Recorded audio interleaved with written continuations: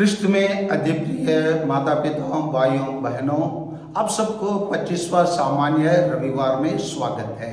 आज हमारे मनन चिंतन के लिए संत लूकास के सुसमाचार अध्याय 16 पद संख्या 1 से 13 तक दिया गया है। दिया हुआ शीर्षक है बेईमान करिंदा और धन का सदुपयोग। आइए इन दोनों पैसेज में जो दिया गया सुसमाचार है उसी से हम क्या लाभ उठा सकते हैं उस पर थोड़ा मनन चिंतन करें। प्रभु यीशु यहाँ एक दृष्टांत अपने शिष्यों को सुना रहे हैं। यीशु ने अपने शिष्यों से यह भी कहा, किसी धनवान का एक करिंदा था। लोग ने उसके पास जाकर करिंदा पर यह दोष लगाया कि वह आपकी संपत्ति उड़ा रहा है। इस पर स्वामी ने उसे बुलाकर कहा, यह मैं तुम्हारे विषय में क्या सुन रहा हूँ। अपने करिंदगारी का हिसाब दो, क्योंकि तुम अब से करिंदा नहीं रह सकते।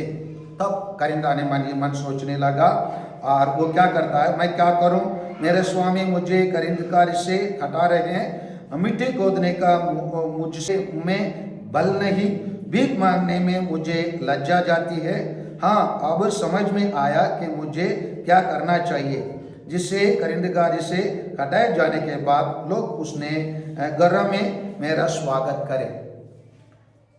उसके लिए उन्होंने क्या कार्य किया उसी सबको जानकारी मिल रहा है। लेकिन उसी में अंत में प्रभु यीशु यह कहते हैं, स्वामी ने बेईमान करिंदा को इसलिए सारा किया, उसने चतुराई से काम किया, क्योंकि इस संसार के संतान आपसी लेन देन में ज्योति की संतान से अधिक चतुर है। यहाँ पर प्रभु यीशु दो चीज को हमारे पास स्पष्ट कर से देते हैं, और ये दुनिया के संतान और ज्योति की संतान। दुनिया की संतान कौन है? जो ये दुनिया के अनुकूल जी रहे हैं। दुनिया के अनुकूल जी रहे मतलब उन लोग ईश्वर की संतान से अलग है। मतलब उनको ईश्वर को प्राथमिकता ना देकर, परंतु दुनिया की चीजों को, हो सकता है धन दौलत या अपने पति पत्नी और बच्चे और दुनिया का आकर्षित चीजों जो उनके लिए प्रिय लगता है, जिससे उन लोग मोह माय बढ़ते जाता है, उन चीजों को हम लोग दुनिया की लोगों के रूप में ले सकते हैं। और प्रभु यीशु इसीलिए क्या करते हैं कि संसार की संतान अपने आपसी लेन देन में ज्योति के संतान से अधिक चतुर है। कैसे चतुर है? जैसे हम लोग आम चुनाव में देखते हैं, जहां 100 लोग मत डालते हैं, जो व्यक्ति 51 वोट कैसे भी पाले, वो किस तरीके से पाए कुछ मतलब नहीं। अगर वो पा लिया था 51 वोट, उसको घोषित किया जाता है, उसको विजयी घोषित किया जाता है। इसीलिए वो लोग चतुर है। चतुराई से उन लोग अपने लक्ष्य को हासिल कर देते हैं। लेकिन प्रभु यीशु क्या कहते हैं, हमें दुनिया की लोगों के अनुसार चतुर नहीं रहना है। फिर हमको कैसे रहना है, उसी को प्रभु यीशु संत योहन के सुसमाचार 12:36 में कहते हैं, जब तक ज्योति तुम्हारे पास है, ज्योति में विश्वास करो, जिससे तुम ज्योति का संतति बन जाओ।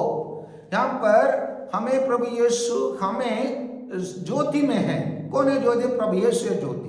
उसी ज्योति में हमको जीने के लिए, उसके शिक्षा के अनुसार जीने के लिए प्रभु यीशु बुलावा देते हैं। अक्सर हमें दुनिया के चीज आकर्षित कर देता है। दुनिया के आकर्षण से कैसे बचे हैं, उसके लिए हमारे कलीसिया के इतिहास में हम देखेंगे तो बहुत सारे शहीद लोग दुनिया की चीजों को किनारे करके ये ईश्वर की चीज को अपनाए।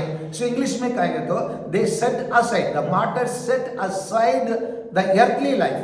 earthly life को उन लोग किनारे करके they prepare to live a heavenly life। और उसी के लिए हम लोग पुराना विधान में एक महान व्यक्ति के बारे में हम देख सकते हैं। उसका नाम है एलियाशर। इसके बारे में हमको मक्कबीस का दूसरा ग्रंथ अध्याय 6 और वक्त संख्या 21 से कुछ बताया जाता है। उसको मैं आप लोगों के लिए पढ़ के बता रहा हूँ। उस अवैध भोजन के प्रबंध करने वाले एलियाशर के पुराने परिचित थे। उन्होंने उसे अलग ले जाकर उसे अनुरोध किया कि वह ऐसे मांस मंगवा कर खाए जो वर्जित ना हो और जिसे उसने स्वयं पकाए हो, और राजा के आदेश के अनुसार बलि का मांस खाने का स्वांग मात्र करे। इस प्रकार वह मृत्यु से बच सकेगा और पुरानी मित्रता के कारण उसके साथ अच्छा व्यवहार किया जाएगा। किंतु उसने एक उत्तम निश्चय किया, जो उसकी उम्र, उसकी वृद्धावस्था की मर्यादा, उसके सफेद बालों, बचपन से उसके निर्दोष आचरण और विशेष कर ईश्वर द्वारा प्रदत्त पवित्र नियमों का अनुकूलता। उसने उत्तर दिया, मुझे तुरंत आदलोक पहुंचा दो बोलकर उस अर्थली जीवन का मतलब सांसारिक जीवन को किनारे करके और आध्यात्मिक जीवन के लिए और स्वर्गिक जीवन के लिए वो अपने जीवन को अर्पित कर देता है। इसीलिए आज के सुसमाचार प्यारे भाइयों और बहनों हमें क्या बताता है, उसी को हम लोग प्रभु यीशु यहाँ 16:13 में हमें बताते हैं। कोई भी सेवक दो स्वामियों की सेवा नहीं कर सकता, क्योंकि वो या तो एक से बैर और दूसरे से प्रेम करेगा, एक का उदार और दूसरे का तिरस्कार करेगा, तो ईश्वर और धन दोनों की सेवा नहीं कर सकते बताते हैं।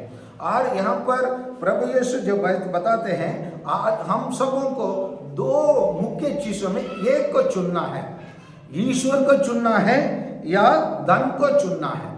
धन मतलब ये तो नहीं केवल पैसा, ये धन मतलब कोई भी चीज जो हमको ईश्वर से दूर कर देता है।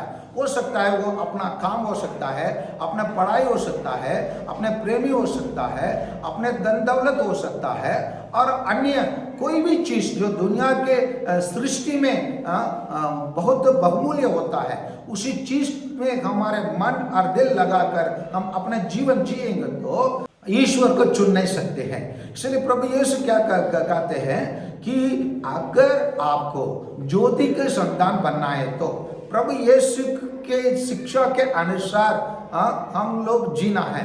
और आज के सुसमाचार का हम देखेंगे तो अध्याय 15 पहला अध्याय में उड़ाव पुत्र की कहानी है, जहाँ एक अमीर का बेटा उड़ाव पुत्र बनता है।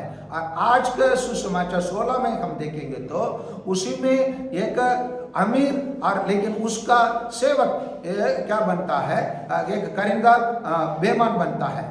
और उसी सुसमाचार में बच्चे 19 से 21 तक देखेंगे तो एक अमीर व्यक्ति और लाजरस को देखते हैं, जहां अमीर व्यक्ति परोपकारी का कार्य ना करता है, बीइंग अनचैरिटेबल मतलब उदार नहीं देने के कारण, उदारता का कार्य नहीं करने के कारण वो ईश्वर के दृष्टि में वो बुरे हैं, इसलिए वो नरक चले जाता है। इन तीनों दृष्टांत को जब हम गौर से देखते हैं, प्रभु यीशु यही बताता है, जो धनी रहता है वो अक्सर ईश्वर से दूर रहता है, और ये ईश्वर के से दूर रहने के कारण वो ईश्वर को नहीं चुनता है। वो दुनिया की क्या है, अपने नाम, अपने कमाई, अपना धन दौलत और दुनिया की महिमा को और दुनिया के ऊंचे पद को ज्यादा प्यार करता है, इसीलिए उसके लिए वो छलांग लगाकर काम करता है। इसी को हमारे देश में, हमारे देश के राजनीतिक लोगों में हम देख सकते हैं, कैसे सत्ता में रहने के लिए क्या क्या चीज को अपना लेते हैं, क्या क्या चीजों को लोगों के बीच में क्या क्या वादा करते हैं, और किस तरीका से लोगों को गलत रास्ते में जाने के लिए प्रलोभन करते हैं, और उनको ऐसे करने से कैसे वो लोग बच सकते हैं बोलकर उनको गलत रास्ते में जाने का वादा करते हैं। इन सभी चीजों के द्वारा प्रभु यीशु हमारे सामने हमारे लिए दो चीज में एक को चुनने के लिए बताता है, या ईश्वर को चुनो या धन दौलत को चुनो, और ये दुनिया को चुनो। क्या को चुनना है? प्रभु यीशु एक प्रकार हमारे लिए बताते हैं, दुनिया में भले हम रहेंगे परंतु दुनिया के लिए नहीं रहेंगे, ईश्वर के लिए जिएंगे।